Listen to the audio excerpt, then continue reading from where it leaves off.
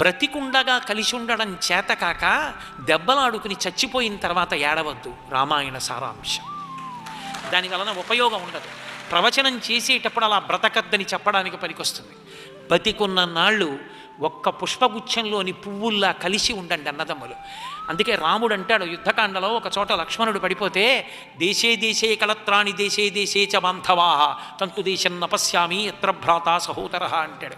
ఎక్కడికి వెళ్ళినా పిల్లనిస్తారు, ఎక్కడికి వెళ్ళినా బంధువులు స్నేహితులు దొరుకుతారు. తోడ పుట్టినవాడు, ఒక తల్లి తండ్రి కడుపున ఈ శరీరంతో పాటే కలిసి పుట్టిన వాళ్ళు ఇక రారు. వాళ్ళు ఈ జన్మకి వాళ్ళు ఒక్కళ్ళే. వాళ్ళే నా తమ్ముడు అని పరిచయం చేస్తే వాడే, మా అక్క అంటే అదే, మా చెల్లి అంటే అదే. నాతో కలిసి పుట్టిన వాళ్ళు వాళ్ళే. నాకు అక్క అయ్యేవాళ్ళు, తమ్ముడు అయ్యేవాళ్ళు, అన్న అయ్యేవాళ్ళు ఉండొచ్చు, కానీ ప్రధాన స్థానాలు అవి రక్త సంబంధం అయినప్పుడు ఆ స్థానాలు దెబ్బలాడుకుంటే